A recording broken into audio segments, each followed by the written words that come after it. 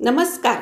आपले धार्मिक संग्रह व कथा या यूट्यूब चॅनलवर स्वागत आहे. आजच्या व्हिडिओमध्ये आपण चांगले काम किती केले याचा विचार करण्यापेक्षा आपल्याकडून वाईट काम होत नाही ना याची जाणीव होणे महत्त्वाचे असते. अशीच एक कथा आज आपण या व्हिडिओमध्ये ऐकणार आहोत.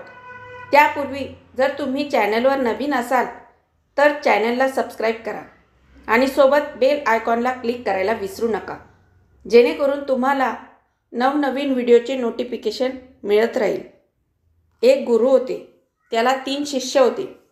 तिन्ही शिष्य आपल्या गुरुची मनोभावे सेवा करीत आणि गुरु त्यांना योग्य ज्ञान शिकवीत. एके दिवशी शिष्यांच्या मनात आले, आपण गुरूंची सेवा किती दिवस करायची? गुरुची सेवा करून आपले आयुष्य व्यर्थ जात आहे. त्यापेक्षा गुरुचा एखादा उपदेश घेऊ आणि त्या उपदेशाप्रमाणे आपण वागू. आपले उर्वरित आयुष्य सुखासमाधानाने घालवू. गुरुच्याही हे लक्षात आले की आपले शिष्य आपल्या सेवेला कंटाळले आहेत. एके दिवशी संधी साधून गुरुने शिष्यांना विचारले, बाळांनो, माझी सेवा आता किती दिवस करणार?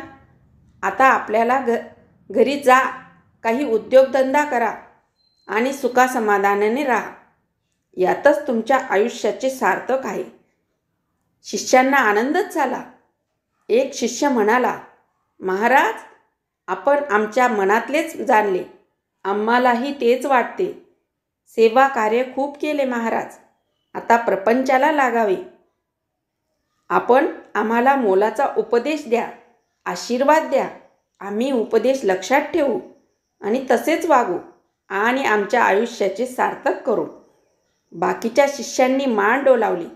गुरुजी हसले आणि म्हणाले, ठीक आहे, माझ्या तुम्हाला एक उपदेश आहे. तो नित्य ध्यानात ठेवा आणि तसेच वागा. तुमचे कल्याण होईल. आयुष्यात पुण्याचाच साठा करा आणि पुण्यवान व्हा. पण महाराज, पुण्याचा साठा कसा करायचा? एका शिष्याने विचारले. बाकीच्या शिष्यांच्या चेहऱ्यावरही तेच प्रश्नचिन्ह उमटले.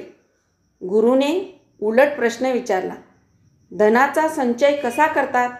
एक एक पैसा जमवून. शिष्य पटकन उत्तरले. गुरु म्हणाले, मग पुण्याचा संचयही तसाच करा, एक एक पुण्यकर्म जोडून. पण शिष्यांना समजले नाही. ते एकमेकांच्या तोंडाकडे पाहू लागले आणि मग सर्वांच्या चेहऱ्यावर भले मोठे प्रश्नचिन्ह उभे राहिले. पुण्यकर्म जमा कसे करायचे?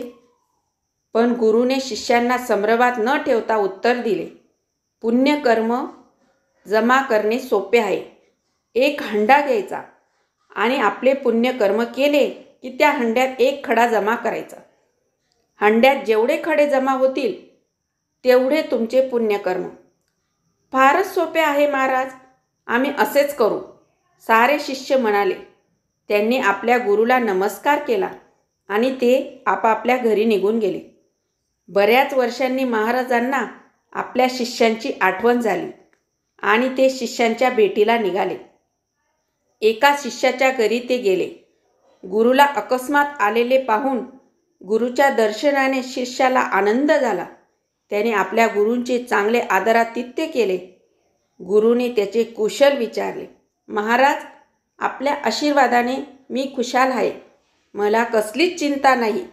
मी खूप धन मिळवले आणि आपल्या उपदेशाप्रमाणे पुण्यही जमा केले. शिष्य नम्रपणे म्हणाला.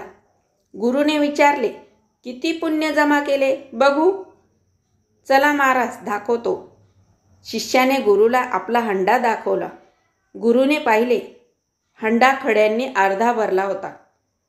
गुरूंनी शिष्याचा निरोप घेतला आणि ते दुसऱ्या शिष्याकडे निघाले.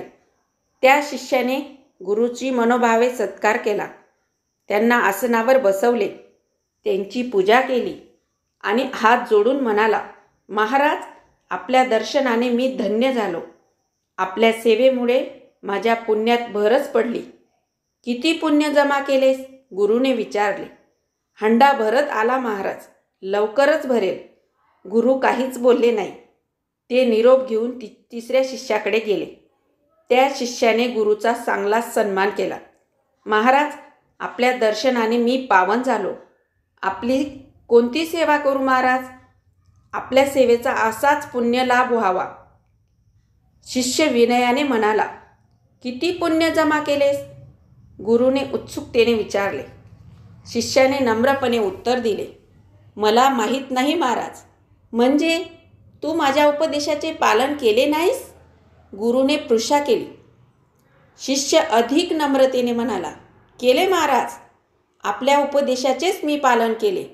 तुझा हंडा बघू. शिष्याने आपला हंडा दाखवला. गुरुने हंड्यात पाहिले. हंड्यात फक्त 7-8 खडे जमा झाले होते. गुरुने शिष्याला आश्चर्याने विचारले. बस एवढेच पुण्य जमा केलेस? महाराज, ते पुण्य नाही, पाप आहे.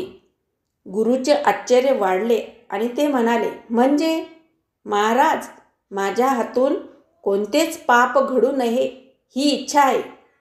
एखादे पाप घडले की मी एक खडा या हंड्यात टाकतो.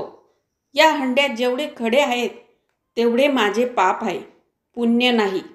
मी पुण्याचा हिशोब ठेवला नाही, पापाचा हिशोब ठेवला. शिष्य अपराधी स्वरात म्हणाला. गुरु आनंदाने म्हणाले. शाब्बास बेटा. हिशोब पापाचाच ठेवायचा असतो, पुण्याचा नाही. जो पापाची जाणीव ठेवतो त्याच्या हातूनच पुण्यकर्म घडते. ज्यांना वाईट काम केल्याचे दुःख होते, जाणीव होते, त्याच्या हातून चांगली कामे अधिक होतात. म्हणून पुण्याचा हिशोब ठेवण्यापेक्षा पापाचा हिशोब ठेवावा.